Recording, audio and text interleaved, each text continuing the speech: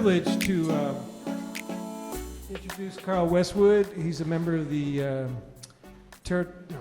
editorial department in London.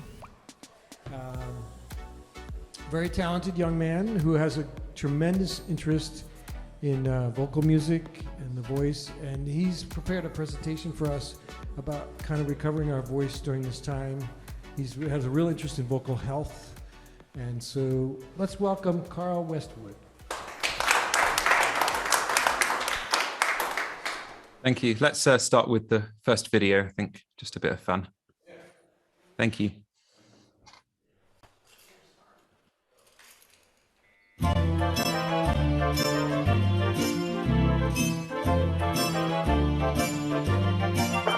I could while away the hours, conferring with the flowers, consulting with the rain. And my head I'd be scratching while my thoughts were busy hatching if I only had a brain. I'd unravel every riddle for any individual in trouble or in pain. With the thoughts I'd be thinking I could be another Lincoln if I only had a brain. Oh.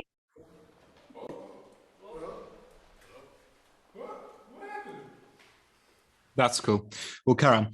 It's good to be with you, albeit over Zoom, which is still a bit weird to me, even though we've been doing it for about 18 months now. Let me just put you on spotlight for myself so I can see you, all your faces, which will be lovely. Ooh, sorry, give me a sec. There we go. So it's great to be with you all. At the moment, as we've said, I'm at a music school here in the English countryside, and it's in a place called Gresham's School, which is quite a well-known school in England. And I'm actually sat in the Benjamin Britten building, which is the music department at this school, and we're so fortunate to have such amazing facilities this week, and it just makes it such a joy, and it's made the whole thing of getting together and singing together again even more special. And I'm spending time with the vocal stream this week, and yeah, like I said, it's so much fun just to be able to sing again and enjoy that music, and yeah, just worship together through our corporate sung worship. So as choral leaders, I believe that it's imperative that we are always learning and developing our craft, but also our understanding of the human voice. For me, it's something that has never really been present in our church, in our movement, as singers and choral leaders, about understanding the voice and vocal health and all that comes with that. And in the same way that an Olympic coach, if you've been watching the Olympics, would be concerned about their team's physical health, I really believe that we as choral leaders need to be concerned about our singers' physical health and also psychological well-being, but really on it with the vocal health and the physical health. And it's hoped, as we return to in-person singing, and as you said, you started singing yesterday, which is exciting. So we're probably, a similar place, maybe behind, in front of each other in different areas. But as we begin to sing together again, we need to be aware that our voices aren't going to be the same as they were last March. It probably feels it, I'm sure. I know everyone I've worked with this week, because they've all commented on how much more hard work singing is than they remembered, especially for sopranos. Whenever we get towards the top of the system on the page, that they start to struggle a bit, just because they've not done it in so long. I think that we need to be more, or we need to possess more expertise than we did before, especially because we will have groups in front of us who their voices will be a lot more vulnerable, as I've said. So Harold's kind of given a very brief introduction to me, and I'll elaborate a little bit on that, just because I think it'll help you understand the perspective I'm coming from with vocal health and all of that kind of stuff. So my name is Karl, and I work at music editorial at THQ here in the UK. I live in South London with my wife, Lauren, and Lauren works at international headquarters in the communications department. and also the Women's Ministries Department. And we both soldier at Bromley Temple Corps in South London. And at the Corps, I'm the songster leader, and Lauren is the Corps Communications Secretary. And I've grown up singing. I'm an officer's kid, so I've moved around a lot. I was born into officership. It's a funny way to put it, I guess. So I've lived all across the UK. I've never really had a hometown as such. But in my teenage years and my formative years, we lived in Wales, in the South Wales Valley. And I don't know if you know much about Wales or South Wales in particular, or the valleys, but in the valleys, there's a really strong culture of male voice singing. Most towns up and down the valleys have male voice choirs, and more often than not, these choirs are numbering over 100 Welsh men really singing their heart out twice a week. It's really, a lot of the time, these male voice choirs are the center of a community and really hold a community together. And being in that environment is really incredible as a young singer, and kind of starting to learn it and discover what singing and the impact singing with other people can have. And because I was there, I had lots of exciting opportunities growing up. And during this time as well, I started to gain a peculiar interest in the voice and how the voice works and vocal health, where a lot of my peers and a lot of my contemporaries were just wanting to sing. I was asking questions all the time. I was, wondering how the voice works, and if one part of my body stops working or does something strange, why does that affect my voice, and all those kind of questions. I turned 18 and I moved to London. I moved out from my parents' house and into London, and I studied at Trinity College of Music. And I studied classical piano and voice performance, which was, again, an amazing experience to learn with some world-class teachers and great choral leaders as well. And I learned so much from them as well. And that was a 4-year course, and that flew by. And as I graduated, I found myself working for the Salvation Army at THQ in the music editorial department. And a couple of years ago, I decided to do a bit more study. And so I did night class, and I gained a master's in music education from UCL, the Institute of Education. And I specialized in vocal health. So my dissertation at the end of it was, I think the title was a study of choral health, of vocal health in choral settings. And this is, I think I'm going to present a lot of what I found to you today, this afternoon. Because a lot of what I looked at was how choral leaders perceive vocal health, and also how your choristers would perceive vocal health, and kind of opinions on it, and how much they understood and how receptive they were to kind of vocal health chat in rehearsals. And then this past 18 months, I'm not someone who can just sit by and, so I was furloughed for about 8 months. And I'm not someone who can just sit back and watch TV all day, every day for 8 months. It's a long time. So I kind of took it upon myself to do a bit more research and a bit more study. And I qualified as a vocal health first aider, which is a new concept. But the whole idea is that if someone has any vocal issues, they can come to me and I will be able to either help or either point them in the right direction to get some professional help from top experts. Anyway, that's enough of me. I just hope that that's kind of given you a bit of perspective of where I'm coming from with this topic, basically. I want to give a bit of a whistle-stop tour of the voice. Some of you may be experts on the anatomy of the voice. Some of you may not have any idea about the voice. So I hope that this kind of just balances levels the playing field out a little bit for everyone, so that we're all at a good point of understanding about the voice. I could be here for hours and hours and hours talking about it, but I've tried to condense it to the time we've got as much as I can. So do bear with me if I'm covering something you already may know or have a good understanding of. But as I said, as choral leaders, I think it's so important that we all understand the human voice as much as we can. I would say, I mentioned briefly at the beginning, in our church, in our movement, I've very rarely come across people talking about this and having good conversations. I've only ever heard myths, and I've heard kind of people passing on kind of misinformation or, you know, tips and tricks that aren't really very healthy things to do. And our knowledge of the voice changes so much, and stuff we may have found out 20, 30 years ago, that will be dated now. And we really need to make sure that we're always up to speed with the latest studies, with the really knowing this stuff. So the voice. So there's an extensive library of literature surrounding the physiology and the makeup of the voice. And it's a lot of it's varied, and a lot of it dismisses others. I think as musicians, we probably have very strong opinions about things, especially scientist musicians who are interested in this kind of thing.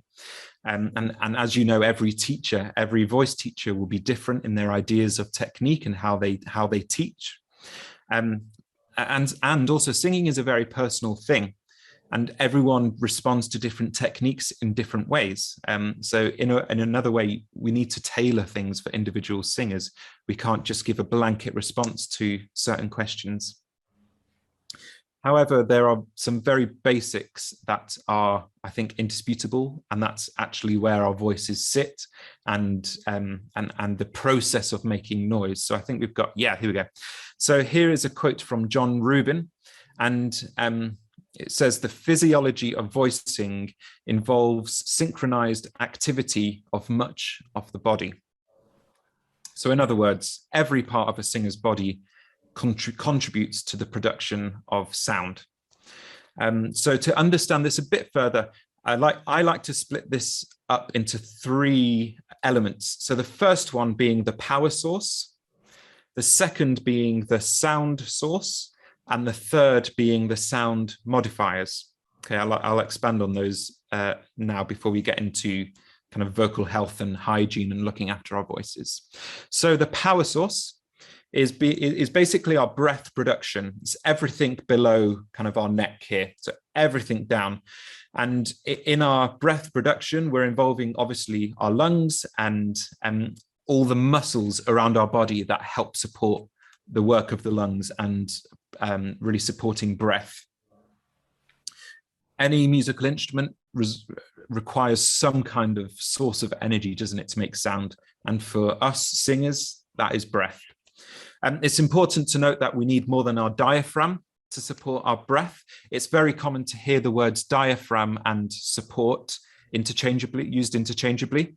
But there are lots of other muscles we use. We can't actually, if you try, you can't actually feel your diaphragm because it's quite deep in your kind of torso. And it's the muscle that separates respiratory stuff and digestive stuff kind of thing. It keeps the 2 parts of your body completely separate. If we encourage singers just to use diaphragms, we're potentially, that's the word, neglecting other muscles that we use, and that can encourage some unhealthy technique, I would say, and that's when we end up injuring ourselves. Obviously, the approach to how we use all these muscles is dependent on the individual's style of singing, and a lot of the time what their teacher teaches. But this is a very generalized view. So our power source comes from our lungs and our muscles, and we push air up to our through our windpipe to the sound source, which is the second element. The sound source being our larynx, or voice box, as you may refer to it. And it's basically the area here that houses our vocal cords or vocal folds. I use vocal folds, but you can use vocal cords if you want, the same thing. So during phonation, so when we're making sound, when our vocal folds are making contact with each other, air passes through those vocal folds and they vibrate at hundreds of times a second. So if a female voice or an upper voice is singing an A on the stave, our vocal folds are hitting each other like that about 440 times a second. So that is a ridiculous speed. So much so we can't see it with our naked eye. If you get a high soprano singing a top C above the stave, their vocal folds will be colliding about 1,000 times a second. And then the other way, you know, a bass singing a low, the lowest end of the register, around 100 to 200 times per second. So it's a bit like a guitar string or something when you pluck. And if it's higher, it's obviously vibrating much faster. So in short, our vocal folds are put through a heck of a lot of stress and movement. And we need to make sure that we're setting everything up well so that we don't injure ourselves doing that.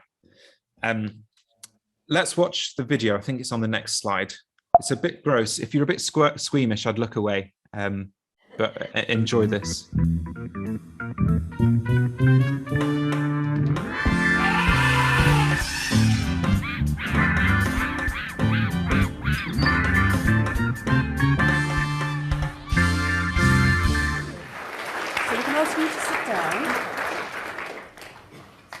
Martin, you're a consultant head and neck surgeon at UCLH. Yeah. And you, Francesca, are a soprano singer from the Royal Opera House Jet Parker Young Artist Programme. And what we're going to do is use this rather alarmingly large piece of equipment to have a look at a larynx in action, I understand. We are. OK, so what actually is this? So this is equipment that we use in the clinic, in the hospitals every day. And it's a nase endoscope stack. And we use it for looking at the throat and diagnosing people. OK, and can we actually do that now? Absolutely we can. OK, you ready for this? Now, what's the actual device like? Yeah, so what we've got here is there's 3 bits to this. We've got a light source here, we've got a processor, and we've got a strobe light generator. This itself is the endoscope. In the old days, these used to have, they were fibre optics, and so you'd get an image that was made up like the eye of an insect. Nowadays, we're fortunate enough to have very high definition cameras, much better than the ones in your phones, right on the end so we can see right inside.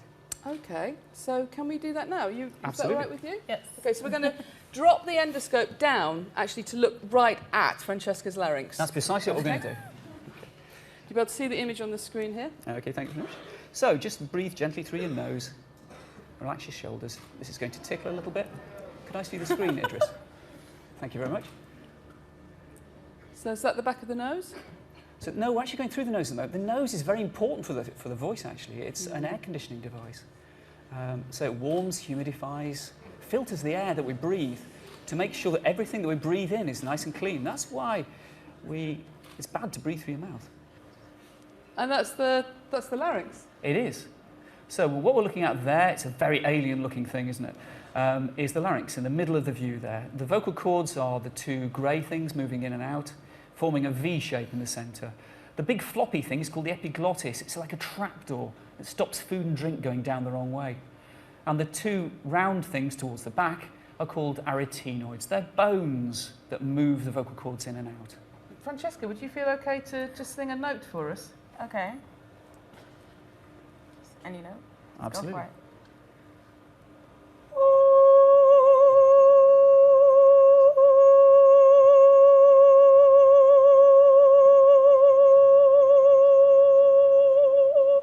So that I could hear, I could see that but the larynx came together. I couldn't see them moving. You'll see it now. So we're now switched to a different light source that's going to flash light out of phase with the fundamental frequency of the sound that she makes. Basically, it's strobing like in discos when I was a young man a long time ago. It slows down movement, so you should see this here.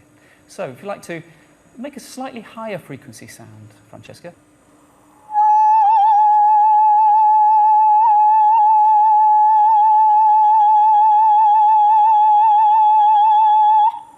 Very good. Oh, well done. And now could you do a glissando for us, from as low as you can to as high as you can? Okay. Feels so weird. Okay.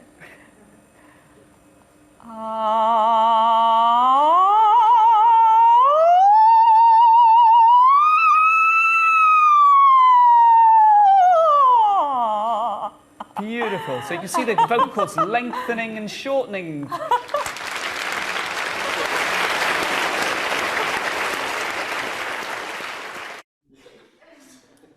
Right, there weren't too many bad reactions. I did show that to our territorial youth choir back in February, and I wish I'd filmed their reactions because it was really hilarious.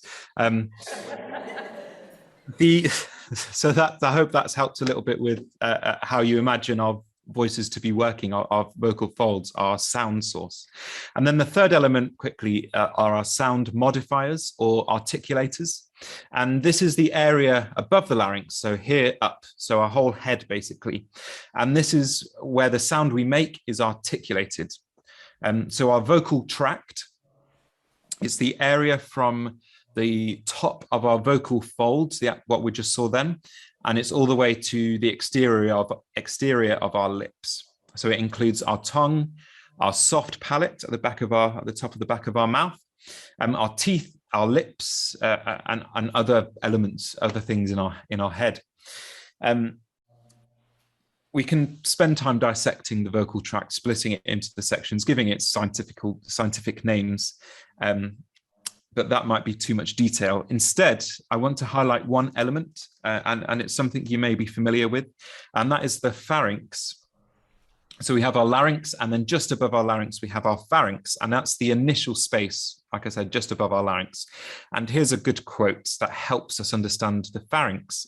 So the pharynx qualifies as the most important resonator. So the pharynx, due to its many muscular attachments, can change its size in terms of both horizontal and vertical dimensions, its overall shape, the tensions of its walls, and the sizes and shapes of the openings to the mouth, nose, and larynx. So you've obviously heard choral leaders, even yourself, instructing singers to make the most of the space in their mouth and kind of that yawning feeling. That's basically what we're doing, is opening up the space in our pharynx to help that sound of resonance and that nice sound that we can get in a choral setting. The next slide, I think there's another quote I've got here. Yes, so Josephina Still, who you may know, she was a famous vocalist and kind of philosopher of the voice, I guess, has a great technique called the Still technique. And she shared the belief that laryngeal positions that can be taught have a characterizable and characteristic effect on the quality of sound produced. So the position, size, shape of the space above our larynx can be the difference between a nice and a not so nice sound. So that's a very quick tour of the very basic anatomy and physiology of the voice and how it works. And I'll share some of that information, the quotes and things at the very end, so you can go and do some homework and some reading tonight if you really want to. Imagine not, if you're anything like the kids at this summer school who were up till about 3:30 last night, yeah, very tired. They definitely wouldn't do any of that research themselves. So let's look at maintenance and vocal hygiene. Singing is an accessible, universal act. Anyone can sing, right? Anyone can access singing on your own or with groups. And naturally from that, there are going to be many myths about the voice and tips and tricks and how to take care of it. And I'm always trying to bust myths. I get quite a lot of satisfaction out of busting myths. If someone says something that, isn't quite right, I'll go a bit of a geek, really. I'll go and spend time trying to research that and ensure that what they're saying isn't wrong, to save people's voices, really. So as I'm going through this next section, keep in mind any queries you may have, and I think at the end we'll have opportunity to ask any questions if you have any. So vocal disorders and misuse. So I don't want to scare you about this. It's just to inform you about the voice and make sure that you can spot any warning signs of your choristers, of your singers. Generally, I think the rule is, if your voice feels good, if you're singing comfortably and there's no pain or anything like that, you're good. Your technique, it's safe and you've got nothing to worry about. However, if you get something niggling or pain at all, or anything that just doesn't quite feel right, you need to take a look at that. You need to be aware of that. You need to keep track of it and go to see somebody if necessary. And we often, I think, consider vocal disorders to be isolated to the larynx and to this area. However, a vocal disorder may signal an underlying health issue somewhere else in your body. For example, there's a study recently come out, which I found quite interesting, and it's about the link between singing and Parkinson's disease. And actually, there are some doctors now who are starting to consider singing to be a good early diagnosis for Parkinson's disease, should I say. And they're doing more research into that. But that's just one example of something with our voices maybe signaling another issue. Let's move on. I could list a lot of famous singers as well who have had issues with their voices. The one I will mention is Adele. I don't know, is Adele in America? Yeah. She had lots of issues with her voice, and she said that she was finding herself having to push a lot harder than she was used to, and that she was comfortable with. And she had this feeling that she had to constantly clear her throat. And for this, she was actually very quick to go under the knife and have surgery to correct this problem. But I think what she found then was it didn't fix the problem. It didn't fix the source of the issue. It just fixed the problem temporarily. And that actually she had to completely go back on all her technique and relearn how to sing in order to fix that issue. I think, I hope that gives a good example of being really mindful and careful of voice diagnosis and making sure that you don't jump to a quick and easy solution. A good exercise to keep track of your voice and the inflammation of vocal folds is in the morning. Every morning I do this, is to sing the first line of Happy Birthday. So happy birthday to you, but in falsetto or head voice every morning. And you can just go up and down semitones and kind of get a feel for it. So let's give it a try now, seeing as you're all together, you can hear each other do it. So very, very lightly, you don't even try to do it. Don't put much effort into it. This is just to measure the state of your vocal folds. So it's just happy birthday to you, happy birthday to you. So just join in and get a feel for that little exercise. Happy birthday to you, and just go up and down the scale a little bit in your falsetto or head voice, just to feel that.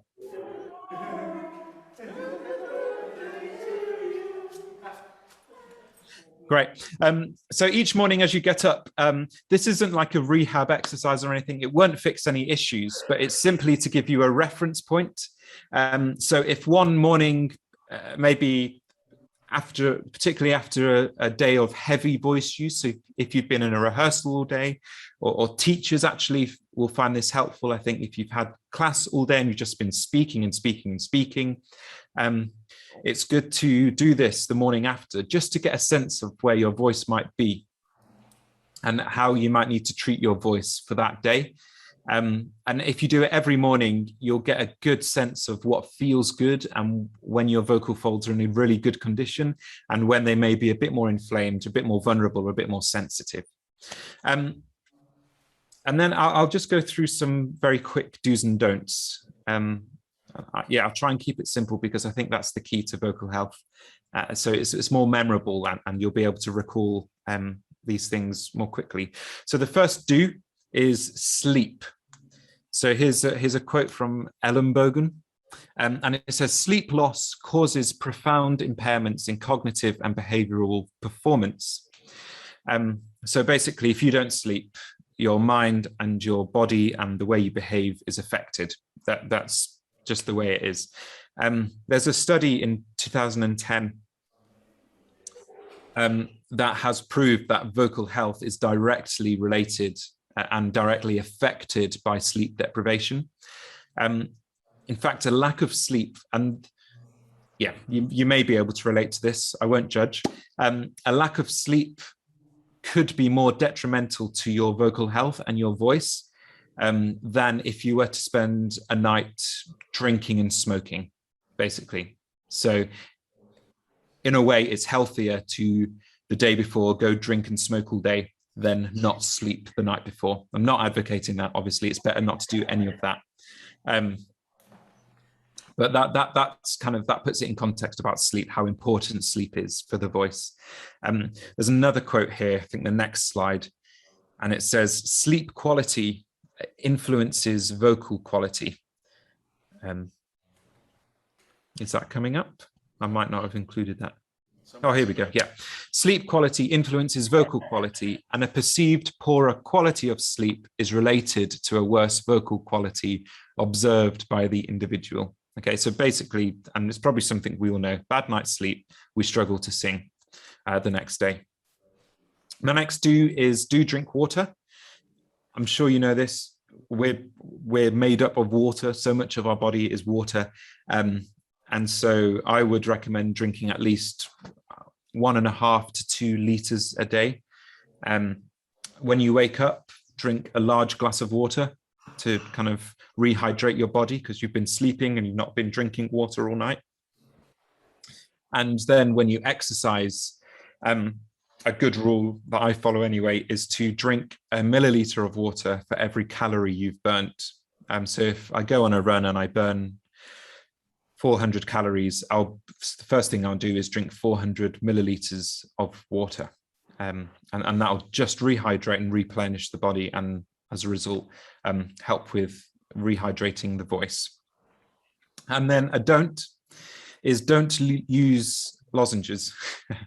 This is my pet peeve. If I see someone in a choir rehearsal and they pull out a pack of like Strepsils or Vocal Zone, I'll always try to take it off them. The voice is a really, really delicate instrument. It's fragile, and it's sensitive to the environment, to allergens, to irritants, to infection even.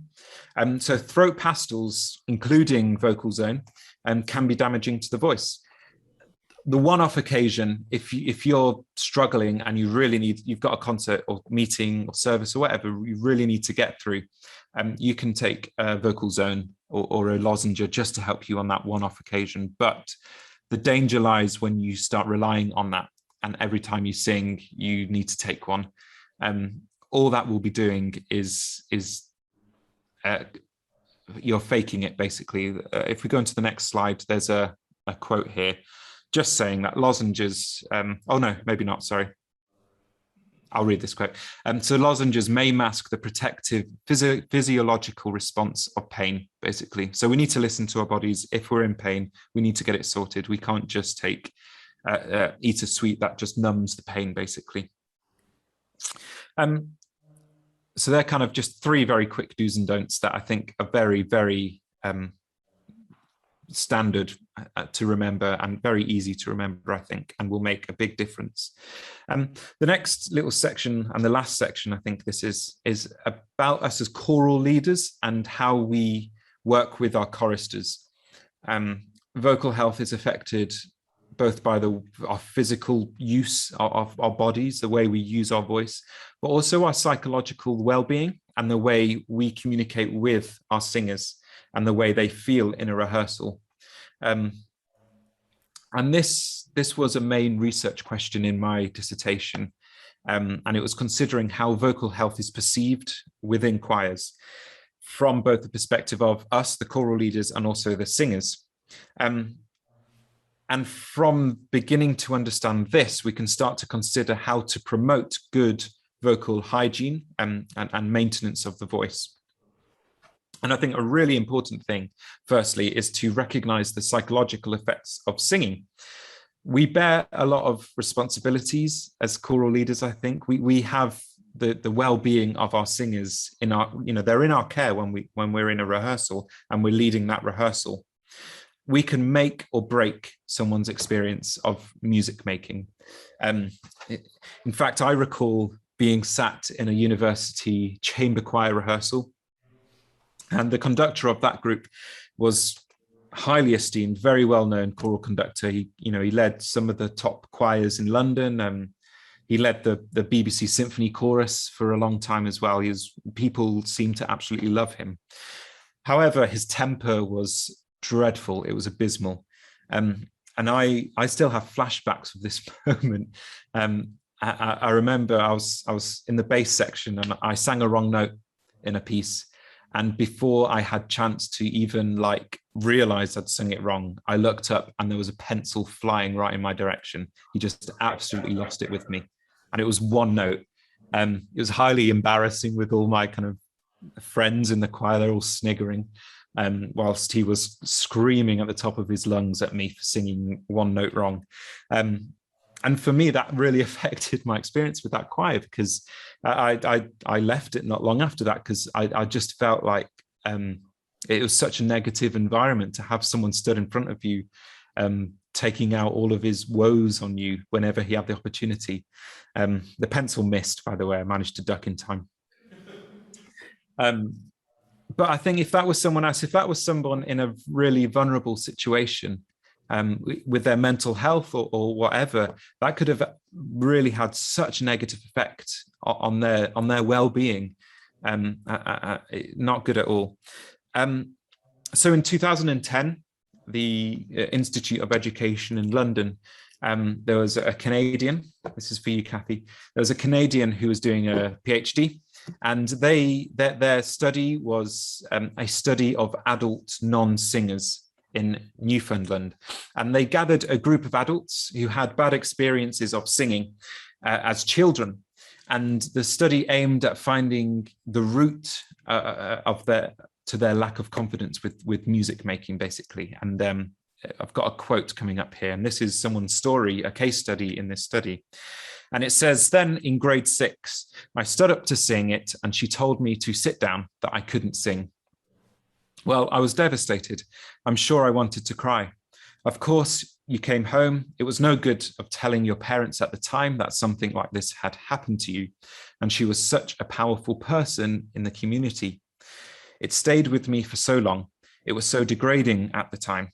Even in high school, if there was anything to do with music, I hated music. I didn't learn it. I couldn't learn it, as I thought, I'm sure that incident affected it in a lot of ways. Maybe she just didn't have the knowledge and it didn't come to her that I am doing something that's going to affect this child for most of her life. That's probably the way it was." Singing is a really vulnerable act. It's a personal act. Unlike instrumentalists in a band, they have an instrument to hide behind that, they can blame anything on their instrument if they so wish. For us as singers, we can't do that in the same way. We can't swap our voices or, say that the water key's broken or the valves are sticky, because it is so personal. Emotions and stress must in some way affect the way we use our voice. As leaders of our groups, it's so important that we recognize the weight of our words and actions in a rehearsal room. Believe it or not, if you have an unhappy, stressed group in front of you because of the way you're leading, chances are it will directly affect their vocal health and their physical health, as well as their mental well-being. So I encourage you to build up your singers, use positive language, don't humiliate anyone, don't put anyone on the spot. You may have one or two choristers where you can, have a bit of banter, give as good as you get with them, and, have a bit of to and fro in rehearsal. That's great. That can really lift a rehearsal and lift people's spirits. But I always be sure to check on them after the rehearsal, just to make sure that they fully understand that there was nothing serious behind that. And just to ensure that we don't see what's on the screen now. We don't see these cases cropping up. And then, so that's kind of a very quick, touching base on the psychological, well-being of our choristers. There are some practical things we can do as leaders to look after the voices of our choirs. I hope you would agree with me on this, that warming up is an important one. And I hope that you spend time warming up your choirs. There's a book that I recommend to you all to get if you can, and it's called Choral Singing and Healthy Voice Production, and it's by David Howard. I think it's Willow Leaf Publishing or something like that, based in the UK, but you'll be able to order it online. It's an ABC kind of guide of leading a choir, basically. And it is so helpful. David Howard says this: the function of warming up your voice is to prepare it for working hard over an extended pitch, dynamic and expressive range, which is what occurs in singing compared to everyday speech. In addition, it sets the posture, breathing, and mental conditions that will help the singer to achieve a well-managed vocal output. So a typical warm-up session I would lead, it would involve engaging, referring back to the beginning of the session, the power source, the sound source, and the sound modifiers. And I usually go in that order. And letting the choir know and be very conscious of how those three elements work together. So I'd start with breathing exercises and muscle stretching. Then I'd move and slowly bring some vocalizing into it and slowly start involving the larynx and the vocal folds and just making some sounds. And then I would start using exercises to get your articulators moving. So your tongue, your teeth, your lips, your soft palate, the space, your pharynx, the space at the back of your throat, and just slowly introducing that. And then another practical element of a rehearsal or running a choir I put so much importance on is a seating plan. And I know that it's easy just to tell people to sit wherever, like turn up, you sit in the altos, you sit in the sopranos, and you know, let people sit with their friends. Particularly this week, I've got the girls' chorus here, and I had to be very tactical about seating plan, because if I put some of the girls next to each other, they will just not pay any attention. They will just distract each other all week. So I always make sure to split up kind of different personalities and really mix up the choir. Sit people next to people they may not know. Seating plans are often overlooked, I think. And another quote from David Howard in the same book says this: if an individual singer with weak intonation is placed next to a singer with good intonation, the improvement can be dramatic. And I think that says it, you know, speaks for itself. If you have a strong voice, don't just put them on the end of a row because they can sing really high.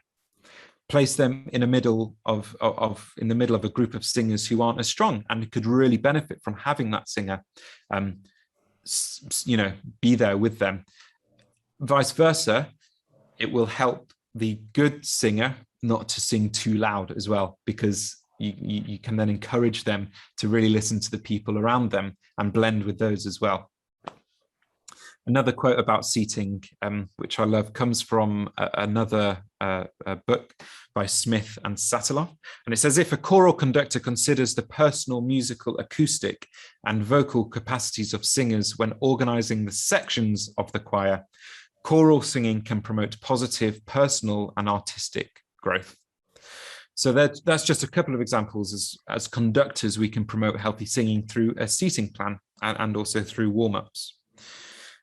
So I hope that's pretty much it really from me. It's very, very brief. I've tried to keep it as simple as possible and not go into things in detail too much. I hope that it's brought some understanding that there is a lot we can do as choral leaders to promote healthy singing without focusing just on our singers' voices in particular, but also considering the environmental and psychological factors that are present and affect the way in which we use our voices. I realize that I've thrown loads of information at you. Feel free to email me if ever you have any issues. If you have someone in your group come up to you and ask for something about their voice and you're not able to answer, get in contact with me. At the very least, I should hopefully be able to point you in the right direction of someone local to your area. I'm part of a community where from across, it's across the UK and the US and Canada of singing teachers and kind of voice health enthusiasts like myself. And it's a network where we can put people in touch with different people. And so there are actually a few people in that community from the Chicago area, for example. So please don't be afraid to get in contact with my email address is karl.westwood@salvationarmy.org.uk. I'm sure Harold or John can put you in touch with me as well. I'm also happy to share my dissertation with you all if you want to do any further reading of anything I've discussed. And that dissertation also includes a questionnaire and results. And I think it's quite interesting seeing what choristers have said about vocal health and how they perceive it, and where they see responsibility lies. And actually, I was quite surprised to see that a lot see the responsibility lying with the choral leader to make sure that they're promoting healthy singing, which I found quite interesting. It's good to be in touch with those kind of things. But I think that's everything from me this afternoon. I'm happy to answer any questions, but I appreciate if you don't have any as well. I won't be offended at all. But thank you very much. I have a question, but I'm going to let somebody else. Anybody else? Sophia.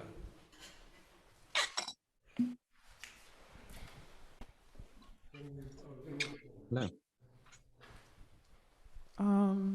My name is Sophia, and I guess my question was, because you said a lot about the technique and stuff, and I had a question about people who almost seem like they sing naturally, like they were born with the natural talent. Like, what do you think is the difference between people who have been singing like well since they were like 5, they didn't have any training or technique, versus people who like took the time to study the art of singing? Yeah, it's a good question. This could be an essay in itself, I think. I would go back to just the very basic. If it feels good, I think you're good. I think the point where you have to start questioning or being a bit more concerned or looking into something a bit more is when it starts to hurt at all, or when it's painful, or if you're losing your voice a lot, that kind of thing. As voice teachers, as choral leaders, we need to really empower people and empower people to sing the way they want to. I don't believe there's a right or wrong way of singing in particular, but there are ways you can enhance someone's voice and through different techniques and things.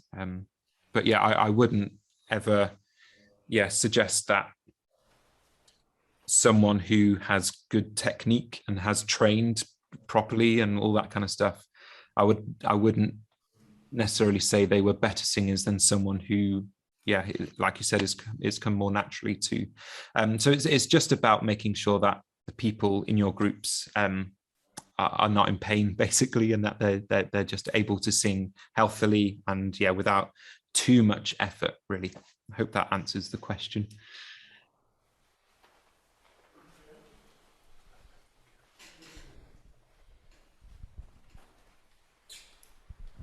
Hi, Carl. My name is Jason.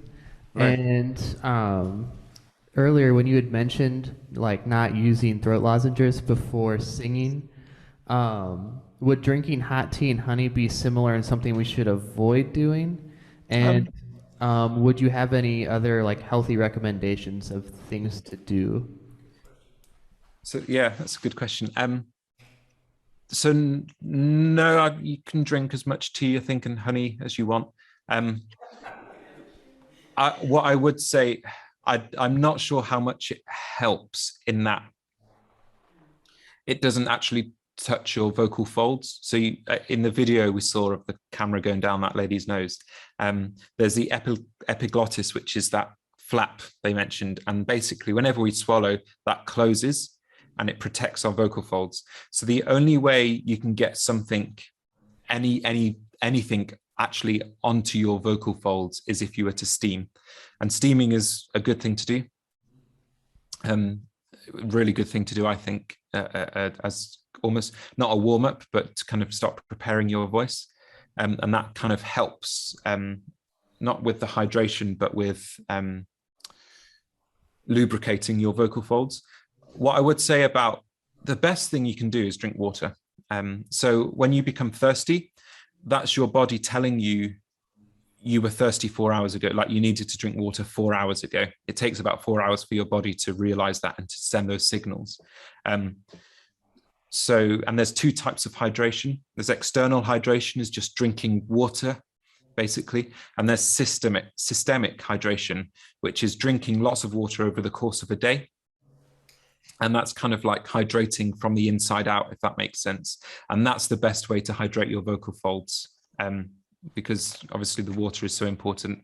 So drink sips of water throughout the day. Like I said, 1.5, 2 liters of water. And that's probably the best thing you can do to kind of hydrate your voice, definitely. But yeah, you can drink tea. That's not bad for you. Thank you. I'm British, so obviously I'll encourage that. I was going to say that, but anyway. Quick follow-up, since you say steaming is good for your vocal cords, is that why people sing better in the shower? Absolutely. That, and it's good acoustics. So have you noticed, like, is there something you see at choir song brigades or at just any choir that you're like, there's a mistake that is repeated all the time that is such like an easy fix?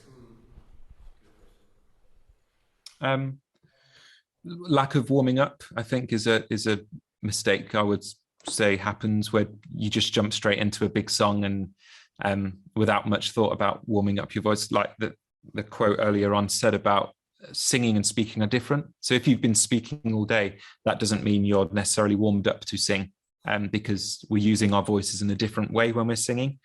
And in the same way that you wouldn't see someone doing a 100-meter sprint that at the Olympics, literally just walking into the stadium and just going straight away, like you'd see them warming up and stretching and all those kind of things. So that's something. I think another one is older singers, and I didn't actually touch upon this. I didn't do that intentionally because it's a big can of worms, I think, looking after older voices. In the songsters at Bromley, I've got a few sopranos who are kind of the 70, 80 plus, and they're telling me now they can't sing anymore. They've lost it after COVID and all this kind of stuff. If you don't use your voice, you lose it. And you can get it back if you work hard at it, but you can't just expect to be able to just turn up and sing again. And so, but particularly for older singers, that affects older people more. So I think being aware of that is something I think we lose as well. And that's when you may hear an old group trying to tackle a huge song. And unfortunately, sometimes it may be a bit more distracting from the purpose of the group and what they're doing, because they're struggling to hit the notes, basically. But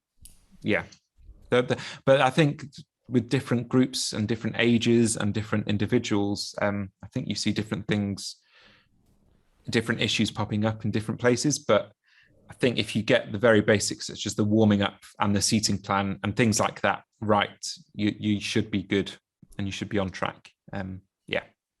Great. We've got a really good question from Catherine in the chat.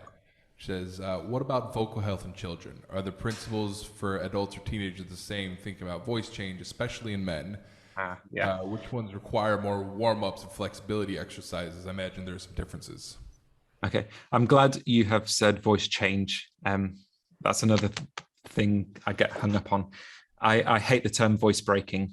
When we say a boy's voice will break, because that implies that something's wrong, and that implies that they've failed in a way, or that they've done something wrong.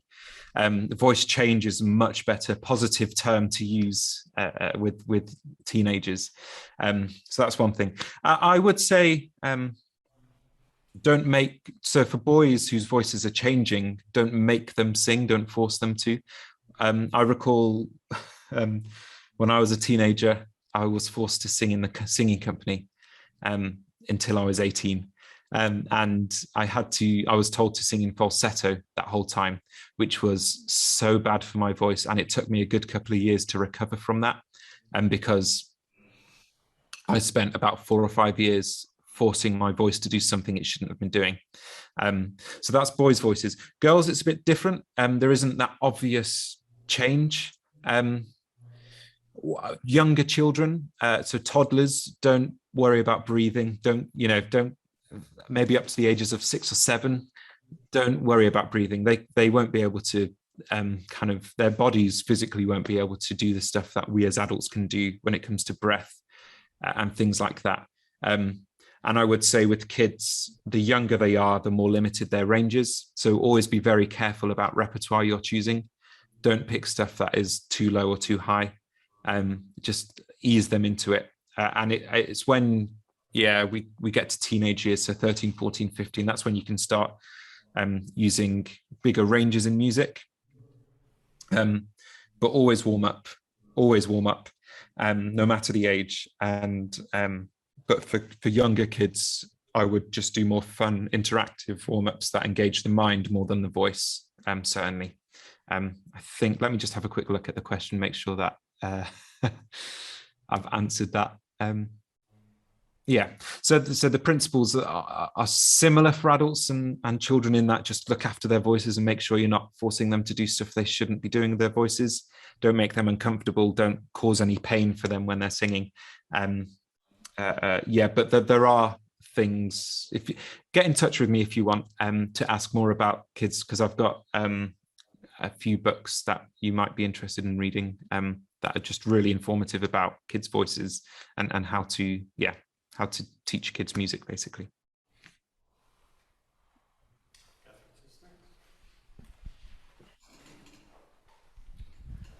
I'm wondering if I can get a little bit of clarification on what you said about falsetto.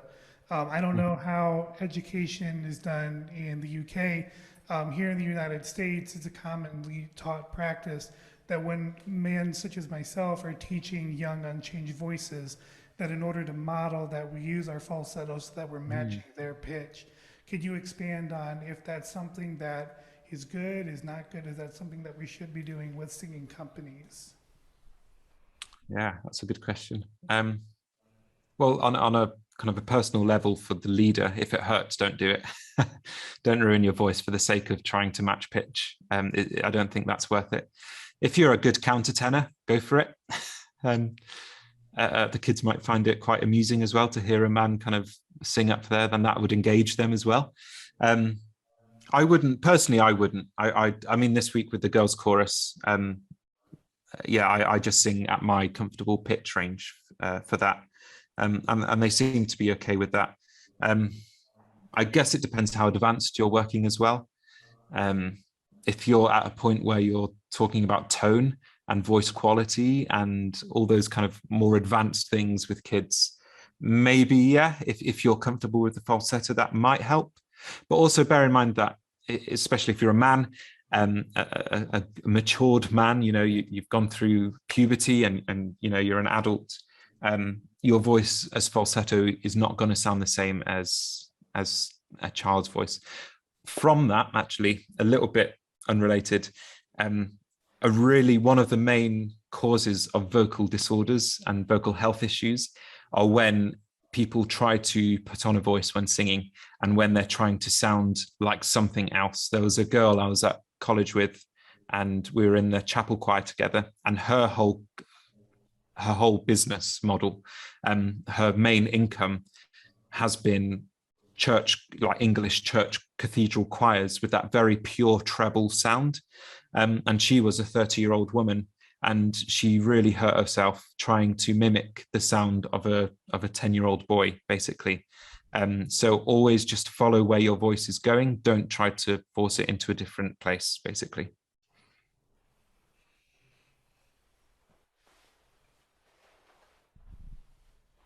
These are good questions. Thank you. Sophia has a follow-up.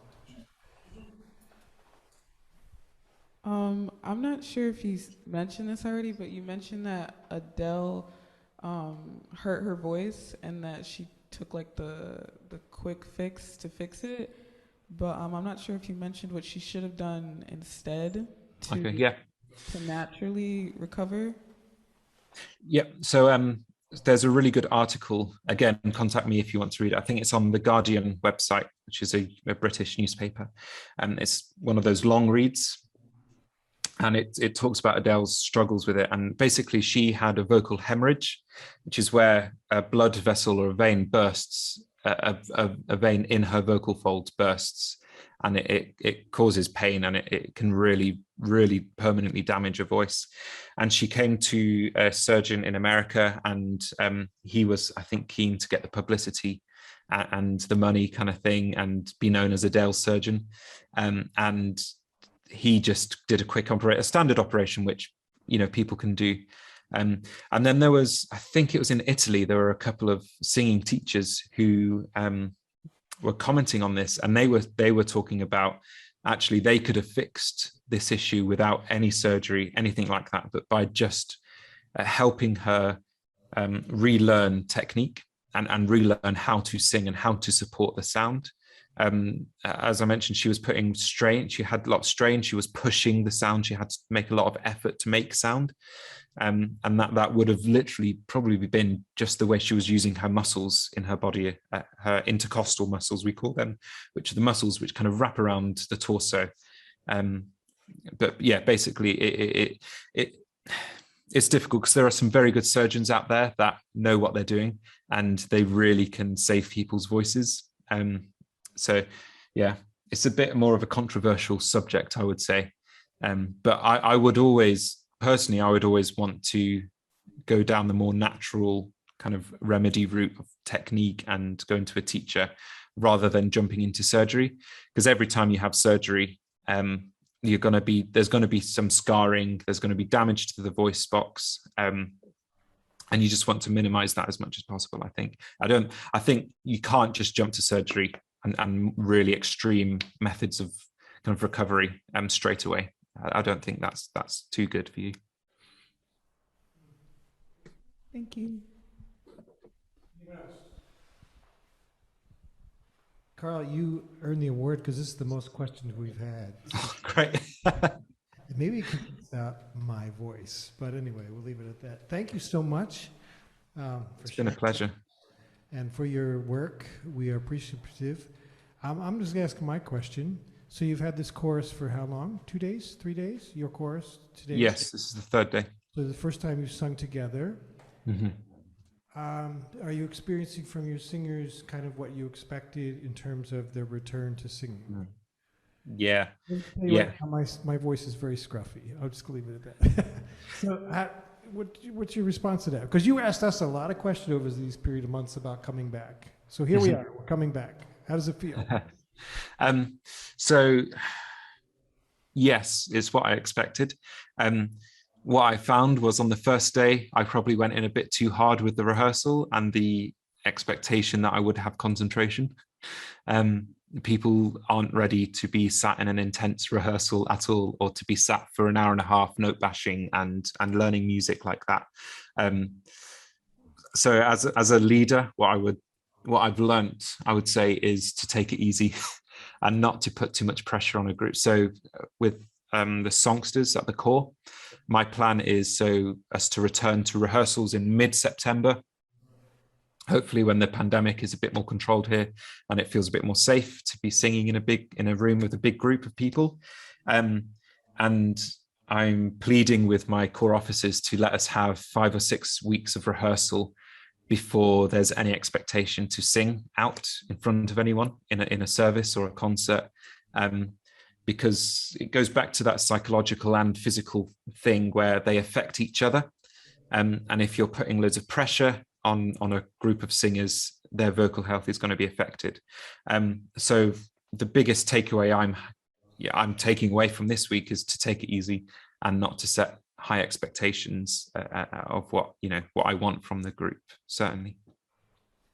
So you could say a prayer for my territorial songsters, because we're hoping to meet in September. It's going to be a long weekend, I guess. We'd have to go easy. Laurie has a question. Who is a member of the territorial songsters? So speaking of that, if you have a group that is not together very often, but so you're going to have an entire day of singing, how do you protect your voice? Because after 3/4 of that day, I can't talk anymore. So, and I totally lose my voice. So is that poor technique, is it a physical issue or is it just age? It's not age. Can assure you it's not age.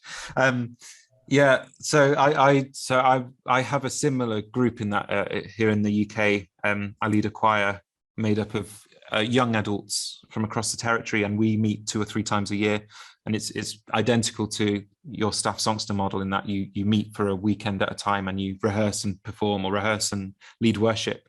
I mean, what I'm doing with that group, we're meeting in November for a retreat weekend, and we are leading a morning worship at Peterborough Core, actually, Rachel, on the Sunday morning. And but again, it's that expectation thing, and it's just not putting pressure on yourself as a singer, but also as a group, to perform the best you've ever performed. I think that's what it is. Don't expect to be singing, the best you have ever sung. As you go back, take it easy. Warm up, drink lots of water, and I will probably be encouraging my singers to be practicing beforehand.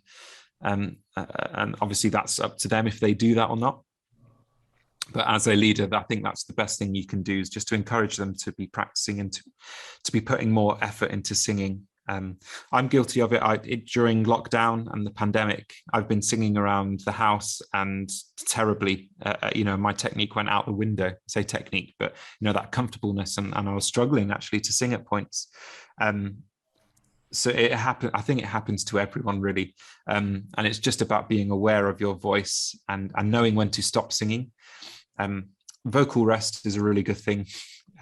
Do you know Catherine Jenkins, the singer, the Welsh singer? She's a mezzo soprano, and she's quite famous in the industry for going on a 24-hour voice rest before any performance she does. And she obviously has like an entourage to speak for her and everything. Obviously, we can't have that, as great as that would be. But it helps. Voice rest is a really great tool, even if it's for a couple of hours. And napping as well. If Harold can schedule in some napping hours during the weekend, that would help as well, I'm sure. Sure. That's in my nature to do that. What a great session. Thank you so much, Karl, for sharing with us. Let's put our hands together. Appreciate it.